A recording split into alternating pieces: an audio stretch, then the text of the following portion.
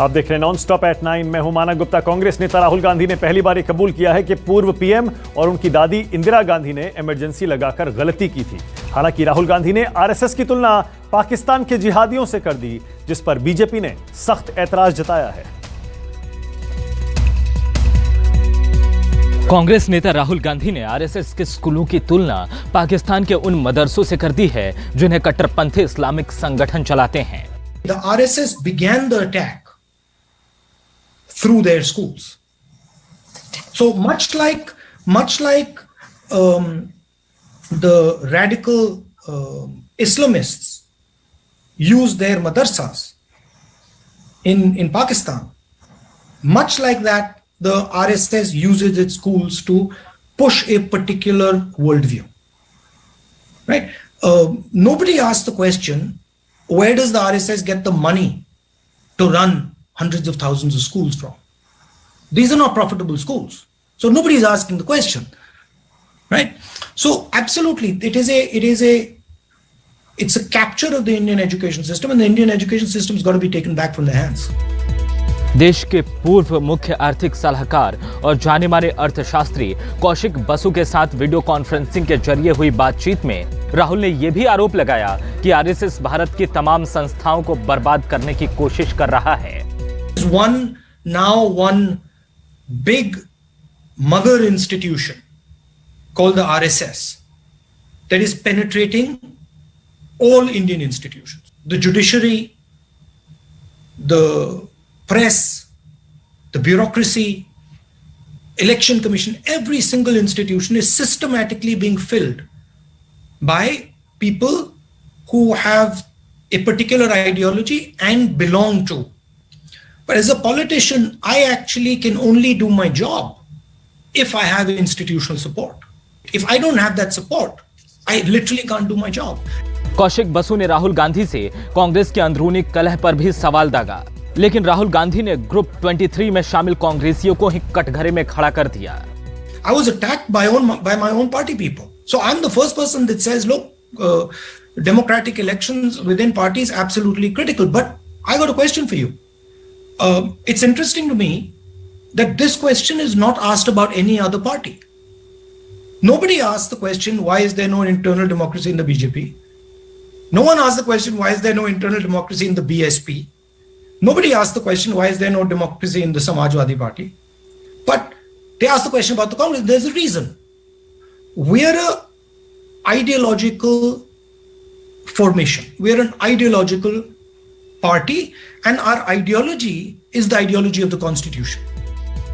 Emergency से जुड़े कौशिक बसु के सवाल के जवाब में राहुल गांधी ने कबूल किया कि दादी ने इमरजेंसी लगाकर गलती की थी, लेकिन लगे हाथ ये भी कहा कि 1975 और अब के हालात में बहुत फर्क है। I think that was a mistake.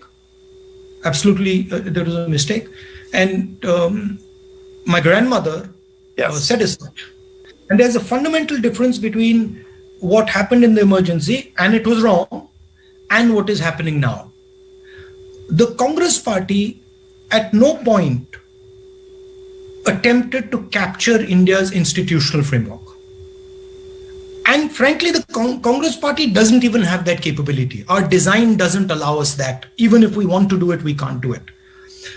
The RSS is doing something fundamentally different. They're actually filling the institutions with their people. RSS पर तीखे हमले से आग बबूला हुई बीजेपी इमरजेंसी पर राहुल के कबूलनामे से भी नरम नहीं पड़ी। पार्टी के तमाम बड़े नेताओं ने राहुल गांधी के खिलाफ हल्ला बोल दिया। माफी मांगते मांगते थक जाएंगे, उनके गुनाहों की गिनती खत्म नहीं होगी। जो कुछ भी जिन लोगों ने अपनी जानें गंवाई, जिस तरह से उन्होंने लोकतंत्र की तो हत्या एक तरफ की और लोकतंत्र सेनानियों की हत्या बेशर्मी और बेदर्दी के साथ दूसरी तरफ हुई, वो माफी लायक है। वो बहुत वर्षों बाद सोचते हैं, अब इतने पीछे उनका सोच चलता है, तब की बात उन्हें लग रही कि अब गलती थी, हालांकि देर आए दुरुस्त आयत। कांग्रेस ने अपनी गलतियों को स्वीकारा है, दिल्ली के दंगे पे माफ़ी मांगी। अब भारतीय जनता पार्टी की बारी है कि प्रधानमंत्री मोदी जी और भारतीय जनता पार्टी ये स्वीकारें कि गुजरात का दंगा कहीं ना कहीं गलत था। राहुल गांधी इससे पहले भी कह चुके हैं कि आरएसएस उदार और धर्मनिरपेक्ष भारत को नष्ट कर रहा है। रमन कुमार, दिल्ली, न्यूज़ 24। एमसीडी उपचुनाव में दिल्ली की जनता ने अरविंद केजरीवाल की रहनुमाई पर मोहर लगा दी है। आपने 5 में से 4 सीटें जीती हैं, तो वहीं कांग्रेस ने भी 1 सीट पर कब्जा जमाया, लेकिन बीजेपी का खाता भी नहीं खुल पाया। कार्यकर्ता झूम रहे हैं, नेता झूम रहे हैं, आम आदमी पार्टी जश्न में डूबी है, दफ्तर पर ढोल नगाड़े बज रहे हैं। एमसीडी उपचुनाव में पार्टी ने कमाल ही कर दिया। कांग्रेस का खाता खुला, लेकिन बीजेपी का तो सूपड़ा ही साफ हो गया। मुख्यमंत्री अरविंद केजरीवाल भी इस जीत से गदगद है। उत्साह ऐसा कि अब इस जीत को दूसरे राज्यों में भी दोहराने की मुनादी कर रहे हैं। भारतीय जनता पार्टी के 15 साल के काम से एमसीडी में दिल्ली की जनता बहुत नाराज है, इतनी नाराज है कि उनको 0 पे ला दिया। नगर निगम के उपचुनाव हुए तो आज 5 में से 4 सीट देके दिल्ली की जनता ने बता दिया कि जैसे काम कर रहे हो ऐसे काम करते रहो। दिल्ली नगर निगम की 5 सीटों पर उपचुनाव हुए थे, जिनके नतीजों ने आम आदमी पार्टी को खुशियां बख्शी हैं, तो बीजेपी को टेंशन दे दी है। इन 5 सीटों पर सबसे ज्यादा सीटें आम आदमी पार्टी की झोली में आई हैं, तो 1 सीट कांग्रेस ने जीती। बीजेपी का तो खाता ही नहीं खुला। कल्याणपुरी वार्ड से आम आदमी पार्टी के उम्मीदवार धीरेन्द्र कुमार ने बीजेपी के उम्मीदवार सियाराम को लगभग 7000 वोटों से हरा दिया है। धीरेन्द्र जीत से उत्साहित हैं, तो उनके लिए पसीना बहाने वाली आतिशी मारलेना भी गदगद है। आपने जो है जिस तरह से काबिज हुई है, क्या लग रहा है, क्या मुद्दे हावी रहे? दिल्ली वालों ने स्पष्ट कर दिया है कि अगले साल के एमसीडी चुनाव में भाजपा बाहर होने वाली है और अरविंद केजरीवाल की सरकार तीनों एमसीडी में बनने वाली है। और क्या लगता है कि लोगों ने क्या कुछ मुद्दों पर वोट दिया? देखिए, जो इलेक्शन था, ये इलेक्शन ये था कि नाली कौन साफ करेगा, सड़क पर झाड़ू कौन लगाएगा। बता दिया कि ये काम तो सिर्फ झाड़ू वाला ही कर सकता है, तो इसलिए झाड़ू को इतनी मार्जिन से जिताया मुझ जैसे सामान्य से कार्यकर्ता को। आम आदमी पार्टी को बम्पर जीत तो मिल गई, लेकिन सीलमपुर से कांग्रेस प्रत्याशी जुबैर अहमद की जीत बता रही है कि शायद दिल्ली दंगों के बाद अल्पसंख्यकों का भरोसा आम आदमी पार्टी से घटा है और उसकी जगह कांग्रेस ले रही है। आम आदमी पार्टी उपचुनाव को अगले साल होने वाली एमसीडी चुनाव का सेमीफाइनल बता रही है और फाइनल में भी ऐसा ही प्रदर्शन करने का दावा भी कर रही है, लेकिन बीजेपी इसे कबूल करने को तैयार ही नहीं है। जो 5 उपचुनाव हुए 5 सीटों पर, इस पर भारतीय जनता पार्टी की तरफ से यह कहा गया था ये सेमीफाइनल है, तो आज दिल्ली की जनता ने बता दिया कि अगर ये सेमीफाइनल था तो फाइनल का नतीजा क्या होने वाला है ये भी जान लिया। भाजपा वालों को ये बहुत बड़ा संदेश है कि दिल्ली वालों ने उनको शून्य पे कर दिया है और अब दिल्ली के लोगों ने मन बना लिया है कि एमसीडी भी अरविंद केजरीवाल जी के हाथ में दी जाएगी। हम चुनाव जरूर हारे हैं, लेकिन हिम्मत नहीं हारे हैं और किसी भी राजनीतिक दल के लिए कोई भी चुनाव और कोई हार अंतिम नहीं होती है। हम नए संकल्प के साथ जो कमियां रह गई हैं उनको सुधारते हुए दिल्ली में नए जोश के साथ हम 2022 के चुनाव के लिए उतरेंगे। इसमें कोई शक नहीं कि एमसीडी चुनाव में आम आदमी पार्टी ने बाजी मार ली है। इसमें भी कोई शक नहीं कि वो इस जीत के जरिए यूपी में दम दिखा सकती है कि सीलमपुर की 1 सीट की जीत ने कांग्रेस को संजीवनी बख्शी है और आने वाले दिनों में ये केजरीवाल के लिए सबसे बड़ा सिरदर्द साबित हो सकता है। दिव्या अग्रवाल के साथ राहुल प्रकाश, दिल्ली, न्यूज़ 24। गुजरात के पंचायत चुनाव में बीजेपी को बम्पर जीत हासिल हुई है। पार्टी ने इस जीत को पीएम मोदी की नीतियों की जीत बताया है। बीजेपी का कहना है गुजरात के ग्रामीण इलाकों में मिली इस जीत का संदेश यही है कि किसान कृषि सुधारों के साथ हैं। गुजरात निकाय चुनाव के फाइनल नतीजे आए तो कांग्रेस फिसड्डी और बीजेपी फर्स्ट आ गई। बीजेपी ने जीत का ऐसा परचम लहराया कि कांग्रेस का सूपड़ा साफ हो गया। बीजेपी ने 31 जिला पंचायतों की सभी सीटें जीत ली। 81 नगर पालिकाओं में से 72 पर जीत हासिल की, जबकि 231 तालुका पंचायतों में 200 अपने नाम कर ली।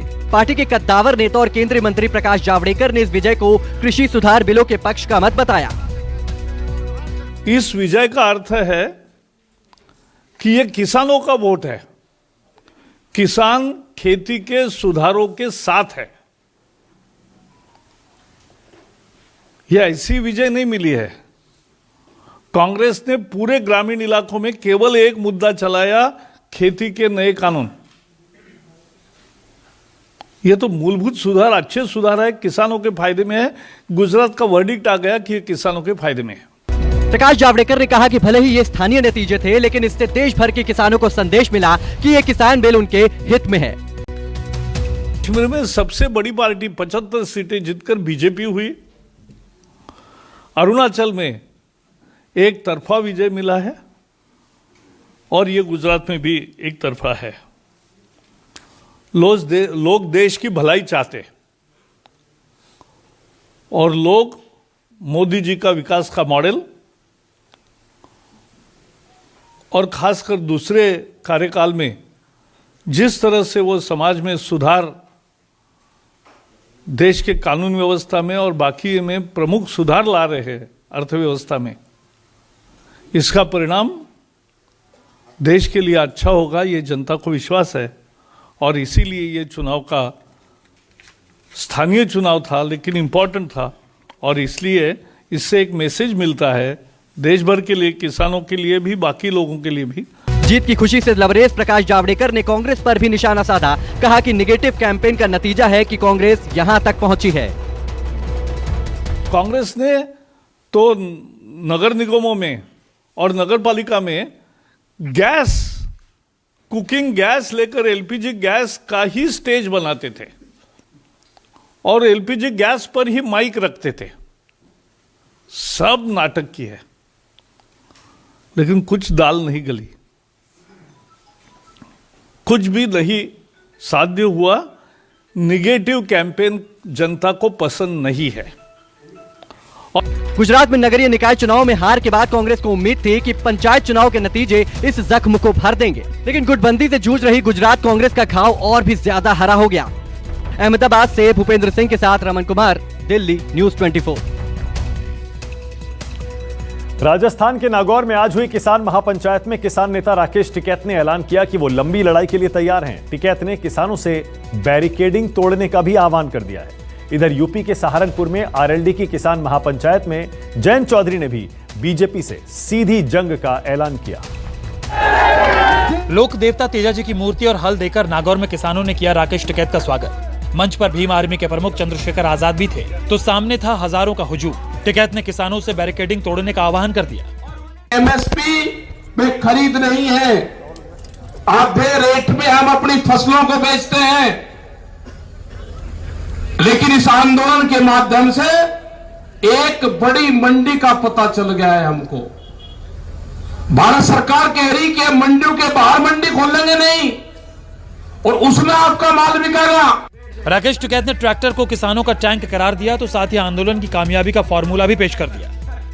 प्रधानमंत्री ने कह रखा है कि देश में कहीं पर भी बेच लो, कोई रुकावट नहीं है, कोई पुलिस का कर्मचारी रोके, कोई विभाग का आदमी रोकेगा, जो भी विभाग किसान के अनाज को रोकेगा उसको खरीदना पड़ेगा एमएसपी पे। टिकैत ने आगाह किया कि अगर किसान हारा तो देश हार जाएगा, बड़ी कंपनियों को मनमानी की छूट मिल जाएगी। दिल्ली की सरकार कान खोल कर सुन लो, या तो एमएसपी पे कानून बना दो, नहीं तो एक किसान दिल्ली को फिर घेरेगा, फिर वही ट्रैक्टर है, वही किसान फिर है, आएगा अपना अनाज लेकर आएगा दिल्ली की तरफ को। भारतीय किसान यूनियन के महासचिव युद्धवीर सिंह ने भी कृषि कानूनों के खिलाफ हमला बोला। पहला आंदोलन है जिसकी खूबसूरती है, जिसमें किसान भी है, मजदूर भी है, जिसमें धर्म से ऊपर हिंदू भी है, मुसलमान भी है, सिख भी है, और अब भगवान सद्बुद्धि दे ये एकता निरंतर बनी रहे और ये एकता कायम रहे, आगे बढ़े, तो यही निदान। मंच पर मौजूद भीम आर्मी प्रमुख चंद्रशेखर आजाद ने भी कृषि कानूनों को खतरनाक करार दिया। किसान को नाराज मत करो, ये उठ खड़ा होगा और आज ये उठ के खड़ा हुआ है पूरे देश में। जब किसान नाराज होगा तो सरकार की पीठ तोड़ देगा। अपने शरीर का, अपने प्राणों का बलिदान कर देंगे इस देश के लिए और इस देश को गुलाम किसी कीमत पे नहीं होने देंगे। इधर यूपी के सहारनपुर में आरएलडी की किसान महापंचायत में भी जनसैलाब उमड़ा।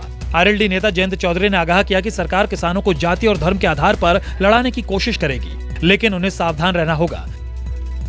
नागौर से साबिक अहमद उस्मानी के साथ केजे श्रीवत्सन, जयपुर न्यूज़ 24। बिहार में विधायकों का घर भी सुरक्षित नहीं है। विधायकों के घर चोरी हो रही है और पुलिस हाथ पर हाथ रखकर सोई हुई है। ये राकेश कुमार रोशन है, बिहार के इस्लामपुर से आरजेडी के विधायक हैं और पटना के वीवीआईपी इलाके कौटिल्य नगर में रहते हैं। विधायक जी किसी काम से शहर के बाहर क्या गए, चोरों ने पूरा घर ही साफ कर दिया। एफआईआर भी हुई लेकिन पुलिस के हाथ अब तक खाली हैं। तो घर में कोई नहीं थे और अचानक रात्रि में सारे लोग घुस गए और जितना सामान था लगभग 25 लाख रुपया का सामान हमारे घर से चोरी हुआ। इन्वेस्टिगेशन के नाम पर पुलिस सिर्फ कागजी कार्रवाई कर रही है, कहीं कोई फ्रूटफुल रिजल्ट नहीं है, कहीं कोई रिकवरी नहीं है। अब अख्तरुल इमाम से मिलिए। जनाब AIMIM के प्रदेश अध्यक्ष हैं और पूर्णिया जिले की अमौर सीट से विधायक हैं। रमजान के मौके पर जब सभी खुशियां मना रहे थे, चोरों ने रात में इनके पैतृक आवास पर धावा बोल दिया, पूरा घर खाली कर दिया। थाने में FIR कराई गई, लेकिन नतीजा सिफर है।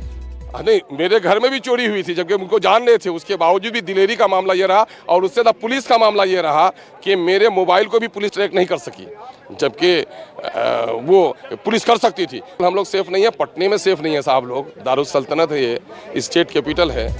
पटना के कुम्हरार से बीजेपी विधायक अरुण कुमार सिन्हा की भी कहानी जुदा नहीं है। चोरों ने इनके आवास पर भी धावा बोला, लेकिन गनीमत ये रही कि घर में ज्यादा सामान नहीं था।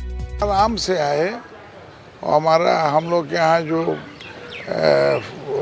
ये है फ्लैट नुमा है और ताला तोड़कर भीतर घुस गए। चूँकि उस घर में हम लोग कुछ दिनों से छोड़कर छज्जू बाग चले आए थे, तो अगर अधिक से अधिक कीमत नया लिया जाए तो 10 से 15 हज़ार रुपये। विधायक चाहे सत्ता पक्ष का हो या फिर विपक्ष का, चोर आराम से उनके घर को लूट रहे हैं और अब तक एक भी आरोपी पुलिस की गिरफ्त में नहीं है। एक तरफ मुख्यमंत्री नीतीश कुमार कहते हैं कि हम क्राइम से समझौता नहीं करते हैं, दूसरी तरफ नेताजी पुलिस की नाकामी से परेशान हैं। अब सबसे बड़ा सवाल यह है कि जिस राज्य में खुद नेता सुरक्षित ना हो, वहां आम जनता की सुरक्षा की गारंटी कौन देगा? कैमरा मैन ऋषि के साथ सौरभ कुमार, पटना, न्यूज़ 24। नमस्कार, मैं हूं मानक गुप्ता। अगर आपको हमारा ये वीडियो पसंद आया हो तो इसे लाइक और शेयर जरूर करें और हाँ, हमें सब्सक्राइब और फॉलो करना ना भूलें ताकि आप देश और दुनिया की कोई खबर मिस ना करें। चाहे कोई ब्रेकिंग न्यूज हो या कोरोना वायरस से जुड़ी कोई भी अपडेट, पॉलिटिक्स हो या आपकी जेब से जुड़ी कोई खबर, इलेक्शन की कोई न्यूज हो, कोई कंट्रोवर्सी हो या फिर कोई वायरल वीडियो, सब कुछ मिलेगा न्यूज़ 24 पर। तो जुड़े रहिए हमारे साथ और देखते रहिए न्यूज़ 24।